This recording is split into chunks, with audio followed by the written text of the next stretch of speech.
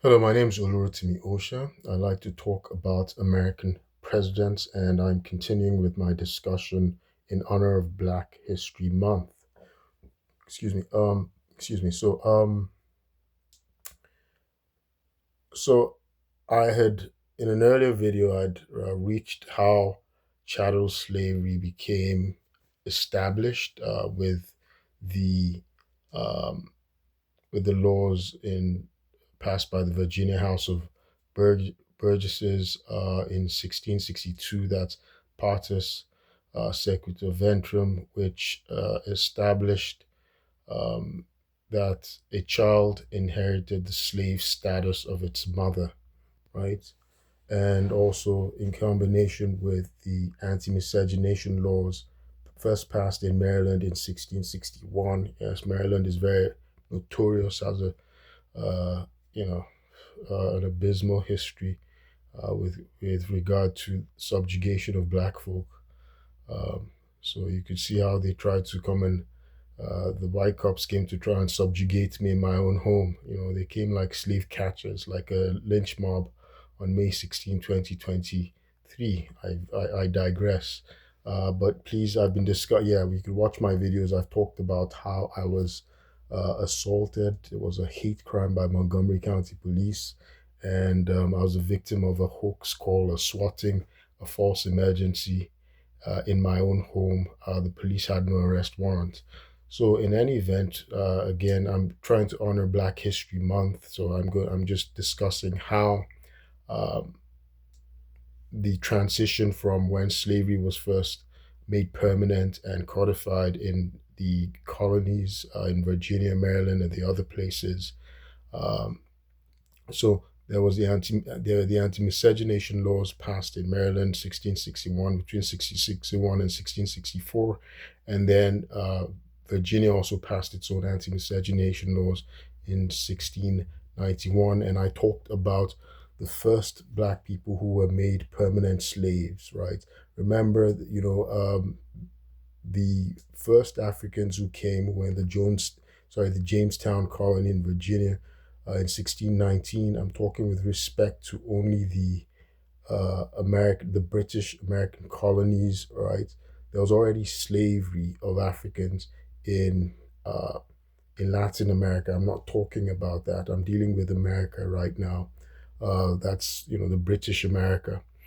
That was They came as servants, so their status was as servants. They were not chattel slaves yet, and so they had a limited time that they were servants. It wasn't for their for the it wasn't permanent. It wasn't a permanent status, and their status was no different from the white indentured servants who came as well in the beginning. But we see the first person to be made permanently a slave for the rest of his life, to be made a a, a permanent slave for the rest of his natural life, was a guy called John Punch, as a punishment for trying to escape indentured servitude in 1640. And John Punch happens to be an ancestor of President Barack Obama through his mother, Stanley Ann Durham. Yeah. So, and we see, so that was in 1640. And the first black person to be a permanent slave through a civil action, not a criminal, not as punishment for a crime, through a civil action, was another man called John Casser. And that was in 1655. And the first person to own a black person as a slave permanently for the rest of his life was another black man who had also been an indentured servant at one time and won his freedom, and he became wealthy. He became prosperous because throughout his life he came to own over 300 acres of land, about maybe as much as 500 acres of land. His name was Anthony Johnson, said to have been born in Angola, and he'd been a slave at one point himself. But of course, slavery again wasn't permanent. They were indentured servants then.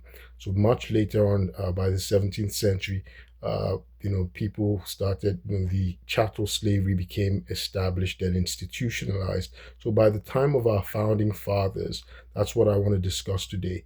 presidents who had slaves. By the time of our founding fathers, there were people, some of our founding fathers had been slave owners. There were some who were not, who were very anti slavery, right? Like Alexander Hamilton, he was anti slavery, anti um, but he compromised as a political strategy, right, as an expedient. Alexander Hamilton had actually been founder of the New York, one of the founders of the New York Manumissions Society, which helped to free slaves. So until the emancipation, so emancipation was a legal act, right, a national, a sovereign legal act that freed slaves, that abolished slavery. But prior to that, individual slave owners could individually, through their own legal action, free their slaves, and that process was called manumissions, right? So people had different ideas. Our founding fathers had different ideas of how slavery could eventually be be abolished. That it would have to be gradual. So John Adams, for instance, the founding father and our second U.S. president, he found slavery to be um, abominable, right? He found it to be odious, but he thought trying to abolish slavery, uh, suddenly could be a very uh, precipitous move, and it could lead to social upheaval. So, and he was quiet about his views. So, of our first 10 presidents, right, only two never owned slaves, and that's the first father son presidents we had, right? That's John Adams, second president. He never owned slaves, and his son, John Quincy Adams, he never owned slaves either. Famously, if anybody's watched the movie Amistad, he argued for the freedom of the slaves, the Africans who had been captured as slaves on a Spanish slave ship, and they revolted.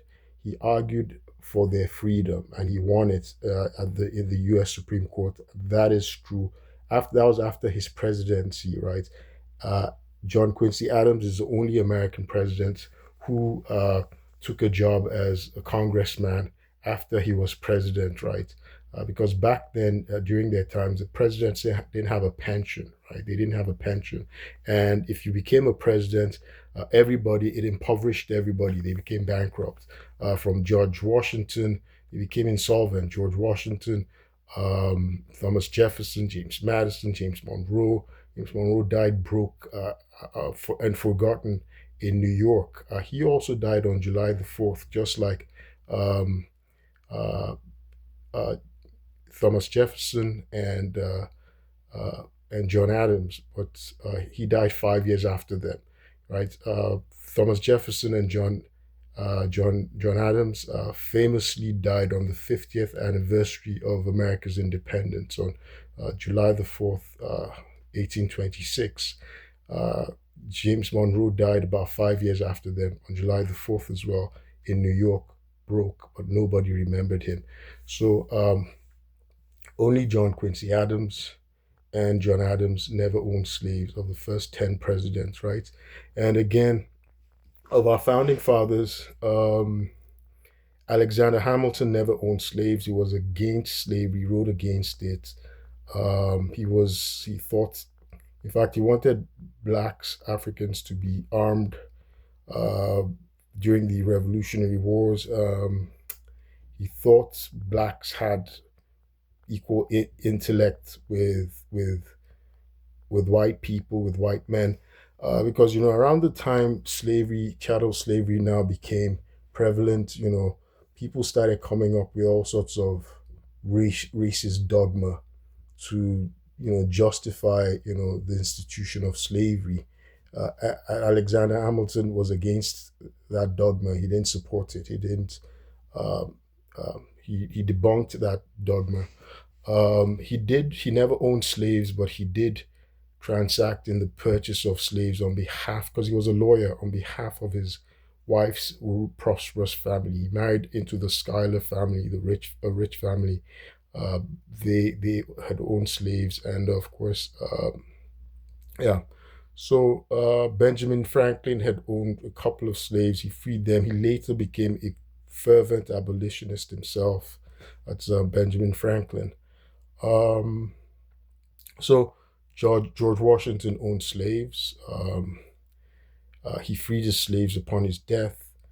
Thomas Jefferson owned as many as 600 slaves throughout his lifetime, but as many as 600 slaves. James Madison as well, as many as 400 slaves, and James Monroe as well. He owned slaves. Andrew Jackson owned slaves. He became prosperous through his slave holdings and plantations. Um, so and also so of those previous presidents inherited, they came from wealthy, prosperous homes that I'm talking about that had slaves. Andrew Jackson was sort of the first self-made president. He came from poverty. He was an orphan, but through his slave holdings, he became prosperous as well. He was a slave owner.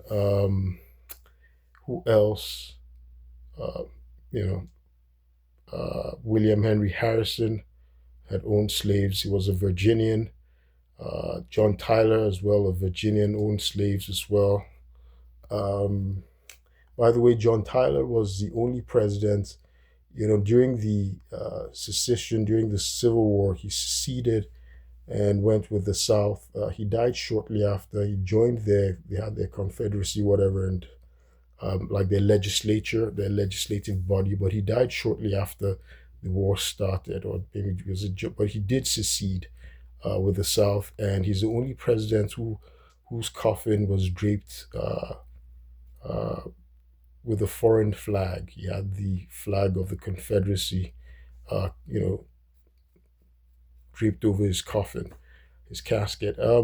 So yeah, that's John Tyler. James Polk owned slaves. It was he owned slaves, and who else? James Polk. They owned slaves. Zachary Taylor owned slaves. So Zachary Taylor is the last president to have held slaves while in office, while president. The last American presidents to have had slaves while in office. Um, Andrew Johnson owned slaves as well. He had been the vice president to President Abraham Lincoln. Andrew Johnson owned slaves, but he sold his slaves before he became president, before he took office. He didn't own slaves while he was the White House. Of course, slavery was also abolished. Um, but the last president to have ever owned slaves was President Ulysses Grant. He owned one enslaved person. His name was William Jones. Just one person. I'm saying just. Well, at least that's very different from Thomas Jefferson's 600. But he owned one enslaved person very briefly, and he sold. I mean, he freed him very briefly in his life, and he freed him, and that was President Ulysses Grant. He was the last U.S. president ever to own slaves. So everybody else after, nobody else, none of our subsequent presidents had ever owned slaves or had anything to do with slavery.